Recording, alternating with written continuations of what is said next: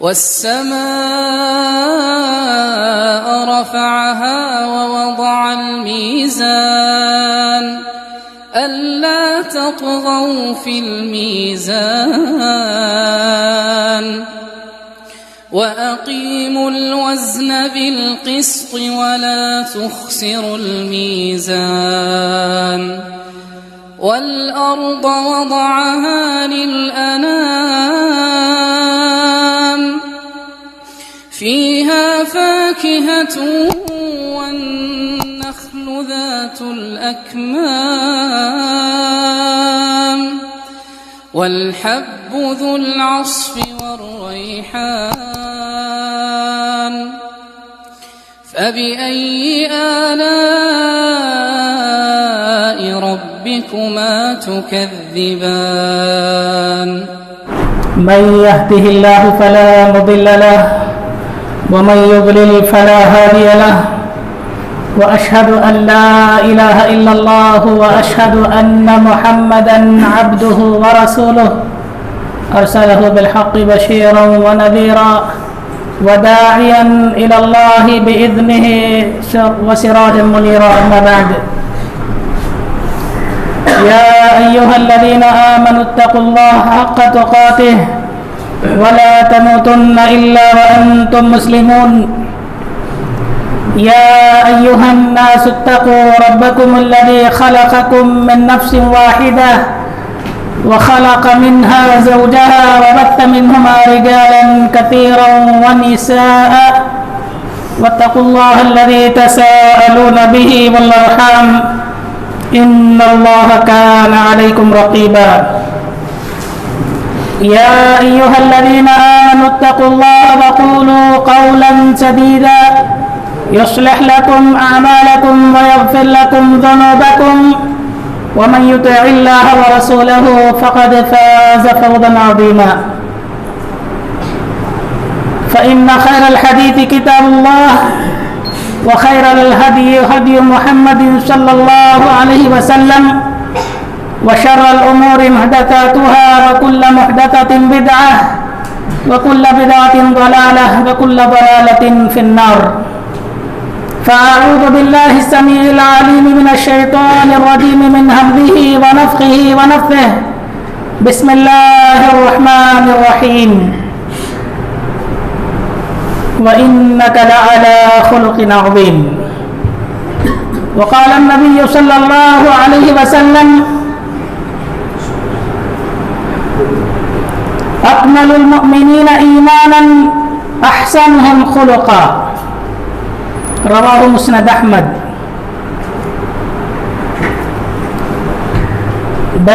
بیس پر تشریف فرما معزز و محترم ذی وقار علماء کرام، بزرگوں، نوجوانوں، پیارے بچوں، پردے میں تشریف فرما اسلامی مائیں اور بہنوں، تمام تعریفیں اس اللہ رب العالمین کے لیے ہیں جس نے ہم تمام کو پیدا فرمایا. وہی اللہ رب العالمین ہے جس نے آسمانوں، زمینوں اور اس کے درمیان رہنے بسنے والی تمام مخلوقات کو پیدا فرمایا. وہی ہمارا خالق ہے، مالک ہے، قابض ہے. بعدہ درود و سلام کا نزول ہو تمام انبیاء پر، خصوصاً نبی آخر الزمان محمد الرسول اللہ صلی اللہ علیہ وسلم پر ان گنت لامحدود درود و سلام کا نزول ہو. اللہم صلی علی محمد وعلی آل محمد کما صلیت علی ابراہیم وعلی آل ابراہیم انکا حمید مجید. اللہم بارک علی محمد وعلی آل محمد کما بارکت علی ابراہیم وعلی آل ابراہیم انکا حمید مجید. برادران اسلام و خواتین اسلام، اللہ رب العالمین کا بڑا احسان ہے، بڑا فضل و کرم ہے کہ اللہ تعالیٰ نے ہم تمام کو مسلمان بنایا اور اللہ ہی نے ہمیں نماز عصر بجماعت ادا کرنے کی توفیق بخشی.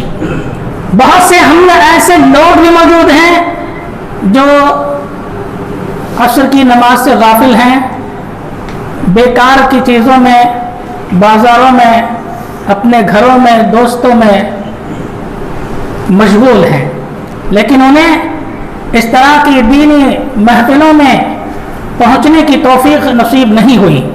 ہم بڑے خوش نصیب ہیں کہ اللہ تعالیٰ نے ہمیں یہ موقع دیا، ہمیں شکر گزار بننا چاہیے۔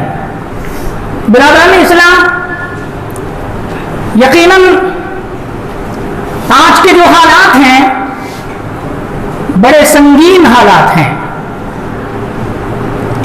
اور یہ دور بڑا پرفتن دور ہے۔ ایسے دور میں، ایسے حالات میں ہمیں اللہ رب العالمین کی طرف رجوع کرنا چاہیے، اللہ رب العالمین کے احکام و فرائض کو بجا لانا چاہیے، نمازوں کا اہتمام کرنا چاہیے، برائیوں سے اپنے آپ کو بچائے رکھنا چاہیے۔ جس دین کو ہم نے اختیار کیا ہے، جس دین اسلام کو ہم نے اپنایا ہے، اس دین کو، دین اسلام کو برادران وطن تک پہنچانا یہ ہماری ذمہ داری ہے، ہم سب پر ضروری ہے۔ آج ہم پر جو حالات ہیں، مسلمان خصوصاً جن حالات سے دوچار ہیں، جس طرح کے خوف میں وہ زندگی بسر کر رہا ہے، اسباب کیا ہیں؟ کیوں مسلمان ذلت اور رسوائی کی کھائی میں گرتا جا رہا ہے؟ کیوں مسلمان خوف اور حراست میں پڑا ہوا ہے؟ اگر ہم یہ جاننے کی کوشش کریں تو یقیناً یہ بات عیاں ہے کہ ہم نے تو دین کو اپنایا، لیکن اس دین کو ہم نے اللہ کے بندوں تک پہنچانے میں کوتاہی کی ہے۔ دعوت اللہ کا جو فریضہ ہے، اس اہم فریضے کو ہم نے بھلا دیا، جس کی وجہ سے ہم پر اللہ کی جانب سے آزمائشیں ہی آزمائشیں، پریشانیاں ہی پریشانیاں ہم پر آ رہی ہیں، مصیبتوں کے پہاڑ ہم پر توڑے جا رہے ہیں، ٹوٹے جا رہے ہیں۔ وجہ یہ ہے کہ ہم نے اللہ رب العالمین کے دین کو اللہ کے بندوں تک پہنچانا ترک کر دیا، چھوڑ دیا۔ دعوت اللہ کے میدان میں ہم تمام کو آگے بڑھنے کی ہر ممکن کوشش کرنا چاہیے۔ کلمہ توحید کو، دین اسلام کو اللہ کے ہر بندے تک پہنچانا یہ ہم سب کی ذمہ داری ہے۔ اگر ہم نے اس میں کوتاہی کی تو یقیناً اللہ رب العالمین اپنی جانب سے ہم پر عذاب نازل کریں گے۔ حدیث کے الفاظ ہیں، اللہ کے نبی صلی اللہ علیہ وسلم نے فرمایا، تم ضرور نیکیوں کو حکم دو، برائیوں سے روکو۔ اگر تم نے ایسا نہیں کیا تو بعید نہیں کہ اللہ کی جانب سے تم پر عذاب نازل ہو جائے، اور اس کے بعد جب اللہ کی جانب سے عذاب آئے گا تم اپنے ہاتھوں کو اٹھا کر کے اللہ سے دعائیں کرو گے، مانگو گے، لیکن اللہ کے نبی صلی اللہ علیہ وسلم نے فرمایا تمہاری دعائیں قبول نہیں کی جائیں گی۔ تو دعوت اللہ کے میدان میں ہمیں آگے بڑھنے کی ضرورت ہے۔ خود کو ہم پابند شریعت بنائے، خود ہم دین کے پابند بن جائیں، نمازوں کے پابند بن جائیں، ہر طرح کی برائی سے جسے اسلام نے، شریعت نے، اللہ اور اس کے رسول نے ہمیں روکا ہے، اس سے رک جائیں، اور پھر ان تعلیمات کو اللہ کے بندوں تک پہنچانے کی کوشش کریں۔ دعوت اللہ کے میدان میں کام کرنے کے لیے سب سے بہترین ہتھیار جو ہمارے لیے ہو سکتا ہے وہ ہے ہمارے اخلاق۔ ہمارے اخلاق، سیرت کا مطالعہ کریں، نبی کریم صلی اللہ علیہ وسلم کی زندگی کا ہم مطالعہ کریں تو ہمیں معلوم ہوگا کہ نبی نبی کریم صلی اللہ علیہ وسلم نے اپنے اخلاق سے لوگوں کو متاثر کیا ہے. آپ نے اپنے اخلاق کا مظاہرہ اسلام دشمن کے سامنے، عناصر کے سامنے آپ نے پیش کیا. آپ کے دشمن بھی آپ کے جانثار بن گئے. ہمیں اپنے اخلاق کو بہتر سے بہتر بنانے کی ضرورت ہے. اللہ تعالیٰ نے نبی کریم صلی اللہ علیہ وسلم کے اخلاق کی گواہی قرآن مجید میں رقم کی ہے. اللہ تعالیٰ فرماتے ہیں وَإِنَّكَ لَعَلَىٰ خُلُقٍ عَظِيمٍ، یقیناً آپ اخلاق کے بلند مرتبے پر فائز ہیں. اللہ تعالیٰ نے آپ کے اخلاق کی گواہی دی. نبی کریم صلی اللہ علیہ وسلم کی نبوت سے پہلے والی زندگی ہم پڑھیں، مطالعہ کریں، دیکھیں، اور نبوت کے بعد کی زندگی بھی ہم دیکھیں. آپ کو نبی کریم صلی اللہ علیہ وسلم کی زندگی میں کبھی کسی طرح کی بد اخلاقی والا عمل آپ نہیں پائیں گے. اسی لیے نبی کریم صلی اللہ علیہ وسلم نے فرمایا اکمل المؤمنین ایمانا احسنهم خلقا. اکمل المؤمنین ایمانا، مؤمنوں کا ایمان اسی وقت مکمل ہوتا ہے جبکہ ان کے اخلاق اچھے ہوں. ایمان کی تکمیل گویا حسن اخلاق کے ذریعے سے ہوتی ہے. اور یہ بات آیا ہے کہ جس طرح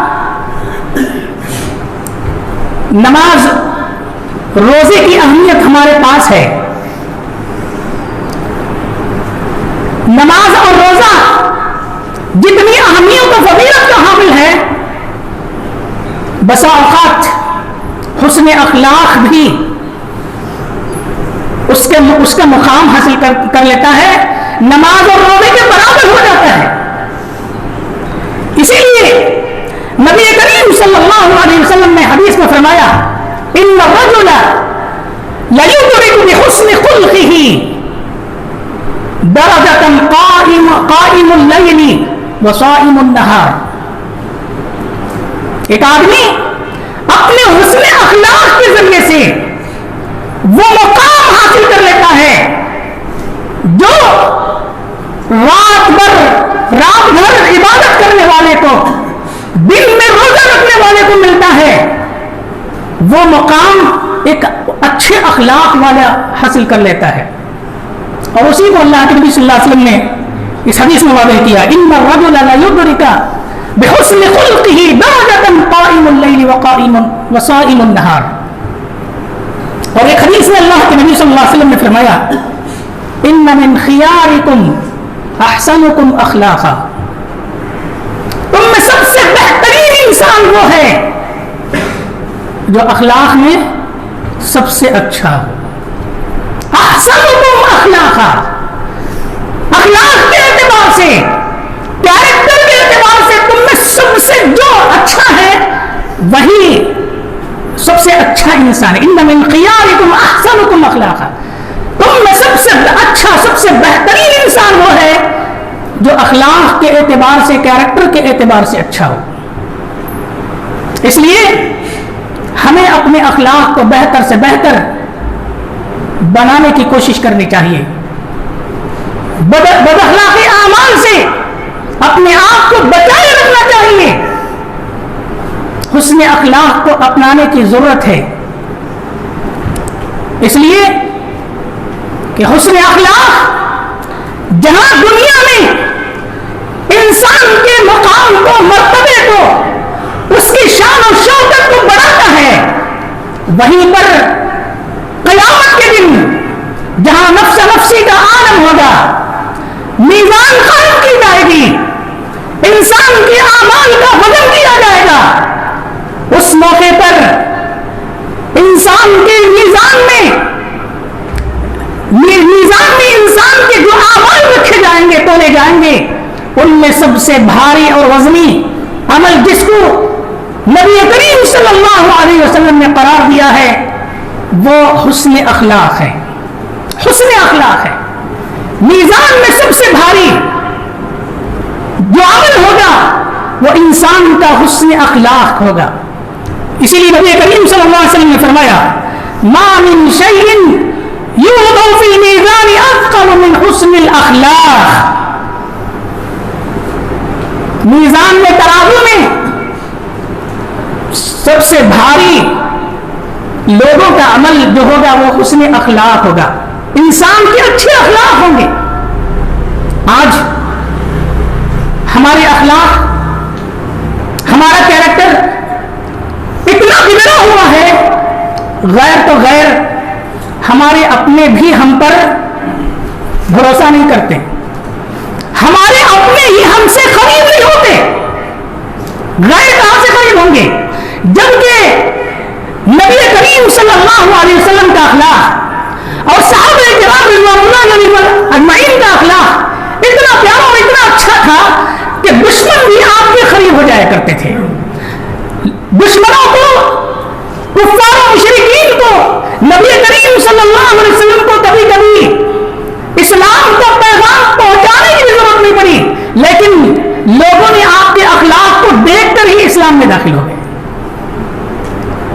دشمن نبی کریم صلی اللہ علیہ وسلم کے اخلاق کو صحابہ کرام رضوان اللہ علیہم اجمعین کے اخلاق کو دیکھ کر متاثر ہو کر کے اسلام میں داخل ہو گئے. ایسا بہترین کیریکٹر ایسے بہترین اخلاق میرے اور آپ کے ہونا چاہیے کہ ہمارے پڑوس میں رہنے والا ایک برادران وطن ہمارے پڑوس میں رہنے والے برادران وطن ہمارا غیر مسلم بھائی ہمارے اخلاق سے متاثر ہو. ہمارے محلے میں رہنے والے لوگ ہم سے متاثر ہوں اور شہر میں رہنے والے لوگ ہمارے اخلاق سے متاثر ہو کر کے اسلام سے قریب ہو جائیں. ایسا بہتر کیریکٹر اور بہتر اخلاق ہمیں اپنانے کی ضرورت ہے. یقیناً دعوت اللہ کے میدان میں ایک بڑا ہی زبردست ہتھیار ہے جسے ہمیں اور آپ کو اپنانے کی ضرورت ہے. دنیا کہتی ہے لوگ کہتے ہیں اسلام دشمن طاقتیں کہتی ہیں کہ اسلام تلوار کے زور سے پھیلا. یہ بات سراسر غلط ہے. اسلام تلوار کے زور پر نہیں بلکہ حسن اخلاق کے ذریعے سے پھیلا ہے. حسن اخلاق مجھے اور آپ کو چاہیے کہ ہم اپنے اخلاق کو بہتر سے بہتر بنانے کی کوشش کریں تاکہ برادران وطن کے ذہنوں میں اسلام اور مسلمانوں کو لے کر کے جو غلط فہمیاں ہیں وہ ہم سے قریب ہو کر کے دور کر لیں. قریب کب ہوں گے؟ اس وقت جبکہ ہماری زندگی کے معاملات درست ہوں, ہماری زبان کا صحیح استعمال ہو, ہم سچ بولیں, جھوٹ سے پرہیز کریں, ہمارا دار بن جائے, غیبت چوری چاری وغیرہ سے ہم اپنے آپ کو محفوظ رکھیں اور اس طرح سے دھوکہ دہی سے, ترازو میں کمی بیشی سے, اس طرح کی جتنی بھی بد اخلاقی والے اعمال ہیں ان سے ہم اپنے آپ کو بچائے رکھیں گے تو یقیناً ہمارا پڑوسی, ہمارا محلے میں رہنے والا بھائی ہمارے ان اخلاق سے متاثر ہوگا اور یہ سوچنے پر مجبور ہوگا کہ یقیناً یہ مسلمان ہیں, ان کی تعلیمات کتنی پیاری ہیں کہ وہ کبھی کسی کو دھوکہ نہیں دیتے, جھوٹ نہیں بولتے, ہمیشہ سچ بولتے ہیں, ہر طرح کی برائی سے اپنے آپ کو بچائے رکھتے ہیں. وہ یہ سوچنے پر مجبور ہوگا اور اسلام سے قریب ہو جائے گا. اسلام سے قریب ہوگا, اس کے ذہن میں موجود غلط فہمیاں جو پیدا کی گئی ہیں, ڈالی گئی ہیں, وہ غلط فہمیاں دور ہو جائیں گی.